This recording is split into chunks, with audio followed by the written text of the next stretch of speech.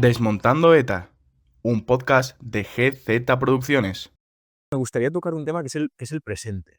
Un presente que a día de hoy se está hablando mucho del terrorismo, de ETA. Hablabas tú también, Joseba, ¿no? Bueno, muchas veces hablamos más de las víctimas que del victimario, ¿no? Y yo os quería preguntar, Irati, ¿hay verdadera convivencia a día de hoy? ¿Se ha llegado al fin a ella?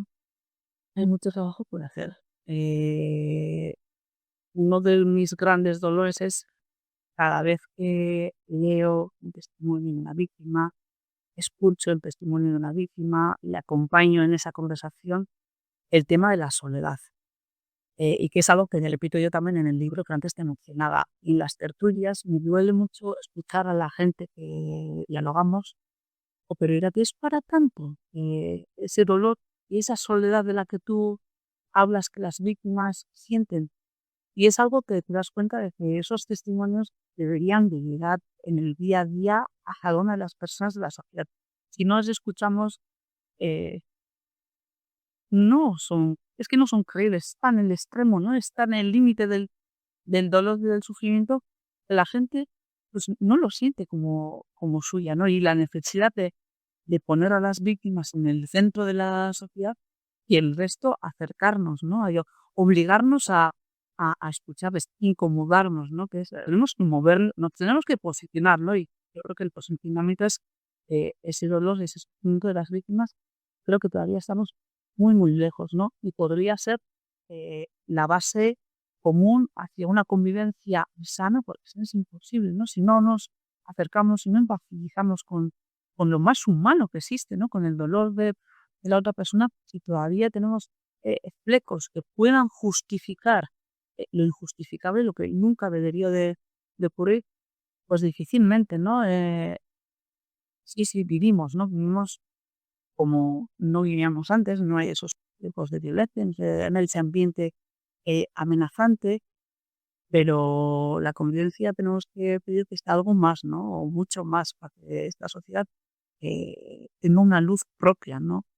Incluso había el otro día en una tertulia en memoria de Fernando Buesa, que en el acta que en teoría uno de los jóvenes en Lica, ¿no? Comentaba que él siente que todavía la gente se muerde la lengua, ¿no? Todavía la gente se calla, todavía los espacios no son tan libres como creemos, ¿no? Y todas estas cuestiones hay que trabajarlas y hay que trabajarlas en bloque. Ya no se ve de que uno, dos, tres se movilizan, ¿no? Sino que nos tenemos que pedir como sociedad algo más desde las instituciones, las responsabilidades políticas, profesorado, universidades, centros educativos, familias, una sociedad en conjunto. Yo creo que ya es hora de dar pasos firmes para una construcción sana y de verdad, de respeto hacia el otro, de dejar de lado ya esa herencia violenta que consciente e inconscientemente, creo que vivimos una cultura violenta, que cada vez nos hemos mucho decirles de ella,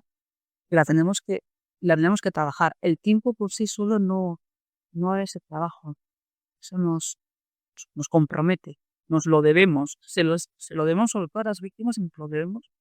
Un trabajo personal, de autocrítica, de cuestionamiento íntimo, ¿no? Íntimo y grupal. Pero eso tiene que producirse y lo tenemos que provocar entre todos. Sí, yo creo que es muy importante tener en cuenta que para la paz hace falta mentalidades de paz. Eso es fundamental, ¿no? Es decir, después de callar las armas, lo que hay que hacer es construir la paz positiva que se llama. Hay una víctima, Calabresi, que es una víctima del terrorismo italiano, que dice que la convivencia empieza cuando termina la ambigüedad. Es verdad, ¿no?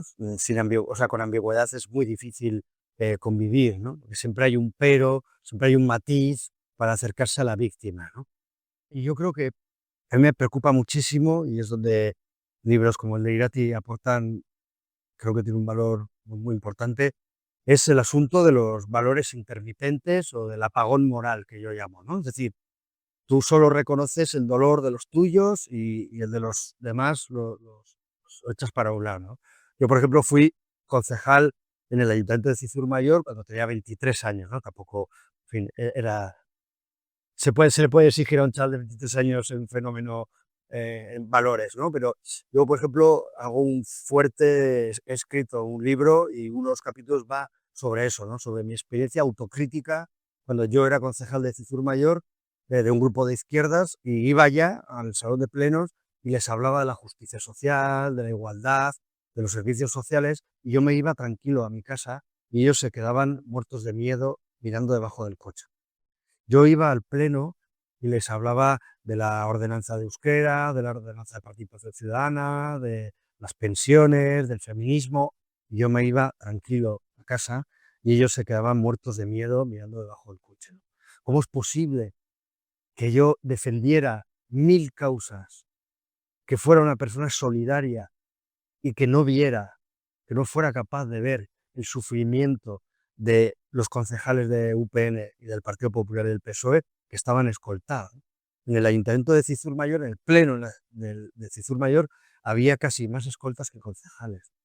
¿Cómo es posible que yo fuera solidario con Palestina, con Cuba, con 1000 causas y no fuera capaz de ver el sufrimiento de estos compañeros?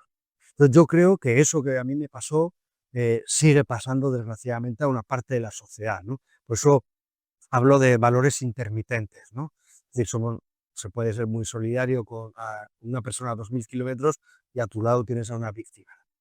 Luego es muy importante tener en cuenta que la condición de víctima no se hereda, pero el dolor sí. El dolor sí que se hereda, ¿no? Los expertos y expertas hablan de que un trauma como el de la violencia se tarda entre 3 y 4 generaciones en ser superada.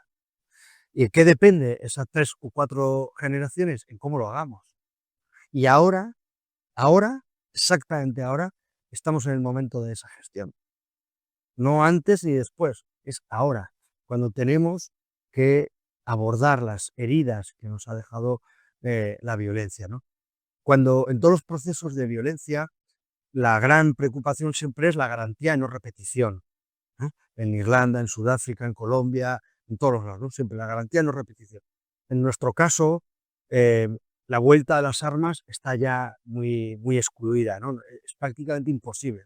Por eso, la garantía de no repetición, en nuestro caso, se basa en que no vuelvan las ideas y los valores que hicieron posible la muerte. Ahí es donde nosotros nos tenemos que empeñar, ¿no? Porque ahí hay tareas que son prepolíticas, ¿no? Es decir, matar a una persona no tiene justificación. Y eso es antes de la política, ¿no? Eso es mucho antes de la política. Entonces yo creo que decir que ETA está viva, eso es una irresponsabilidad.